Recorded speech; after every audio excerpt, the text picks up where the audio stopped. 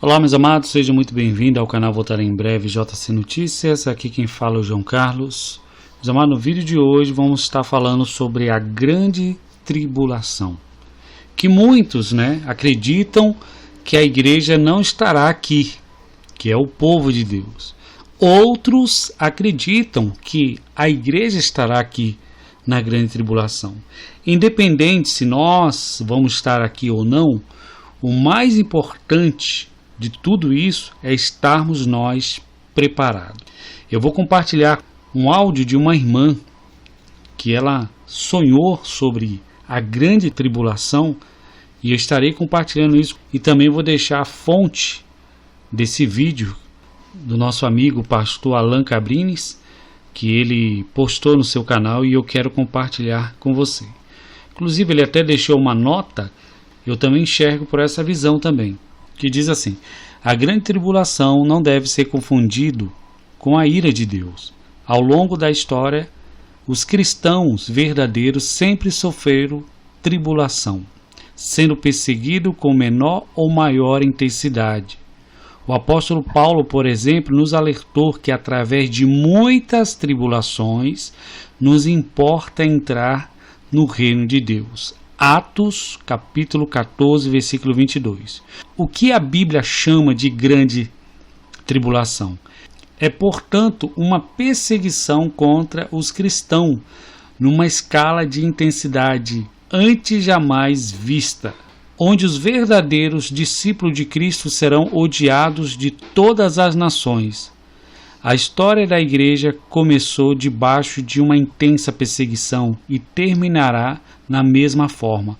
Porém, a chamada ira de Deus virá somente após a grande tribulação, como juízo divino contra toda a impiedade e não contra os cristãos. Evidentemente, os quais já não estarão aqui. Você vê, meus amados, que a Bíblia fala que nós estaríamos vivendo os princípios das dores. Então, tudo que nós estamos vivendo não é a ira de Deus, não é a grande tribulação, simplesmente é os princípios das dores. Então, quero que todos entendam que a grande tribulação irá acontecer. Se a igreja vai estar aqui ou não, só Deus sabe. Só Deus sabe, mas há indícios sim na Bíblia que o povo no passado foram perseguidos, sim, pela sua fé cristã, foram perseguidos. E eu vejo que na história bíblica fala da perseguição. Então, se eles no passado foram perseguidos pela fé em Cristo, e por que razão nós não iríamos ser? Não somos melhores do que eles. Nós somos a pior geração que existe. Jesus disse. Mas só Deus sabe todas as coisas. O importante é nós estarmos preparados, estarmos prontos para enfrentar, se for o caso, a grande tribulação que, ao meu ver, se aproxima dia após dia. Esse ano que começa, 2020, nós devemos ainda mais estarmos preparados, porque não sabemos o dia e nem a hora que há de vir o Filho do Homem, o Senhor Jesus. Eu vou compartilhar com vocês esse áudio e peço que vocês compartilhem, deixem seu like, ajuda para que outras pessoas também venham ter conhecimento da verdade. Sonhos, a Bíblia relata sobre sonhos. No livro de Joel, há várias passagens bíblicas que fala sobre o sonho, que nos finais dos tempos muitos sonharia, teriam visões de algo que estaria por acontecer, que Deus ia mostrar através de sinais, de sonhos, de revelações, de profecias. Então peço que você nos ajude compartilhando, deixando seu like, tá certo, meus amados? E vamos para o vídeo e um forte abraço a todos, fiquem todos com Deus.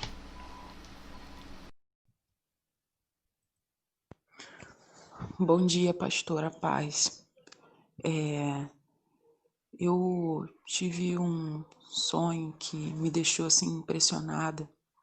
Eu contei para Cleito e a gente conversando, achou melhor passar pro Senhor e o Senhor talvez passe adiante. Eu tive um sonho essa madrugada que eu e Cleito nós estávamos vindo de algum lugar. Era noite. E aí a gente chegou num determinado lugar onde tinha uma fila que era gigantesca. Algo assim que não tinha fim. E eu perguntei na fila do que se tratava. E alguém respondeu: estão à caça dos cristãos. E quando nós aproximávamos, eu via muito carro. Quando chegava a nossa vez, eu via muitos carros na cidade, né? Muitos carros, com muitas pessoas com olhar triste, sabe? E outros, como eram policiais, era alguém, alguns militares, sabe? Confiscando as pessoas. O nosso carro, o carro meio de Cleito foi confiscado, foi tirado da gente, foi confiscado, eles mandavam a gente abrir a boca, abrir a língua, mostrar a língua. Então, enfim, confiscavam tudo e separavam as famílias. É uma cena marcante que eu lembro que a família, quando tinha criança, a mulher era levada para um lugar, o marido para um outro e as crianças para um outro. E eu ficava com um aperto no coração dizendo que, poxa, eu ainda falei para a Cleita, ainda bem que a gente não tem filho, porque agora vai ser mais fácil.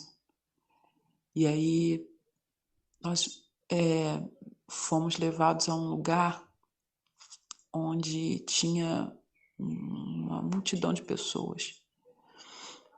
E eu vi uma bola de ferro que estava sendo mergulhada com pessoas ali em volta daquela bola. Só que eu não sei dizer se eles mergulhavam no mar ou num lugar ácido, porque ouvia gritos e em um segundo, quando a bola baixava, já não via mais. E naquele momento, naquele lugar onde estava reunido com outros cristãos,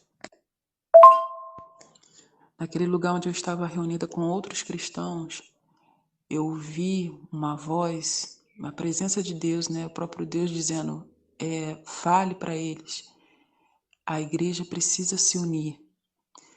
E eu colocava a mão no coração, erguia a outra mão e gritava, a igreja precisa se unir, e orava, falava mais outras coisas que eu não lembro, mas a frase que eu lembro é, a igreja precisa se unir, e chorava, a igreja precisa se unir.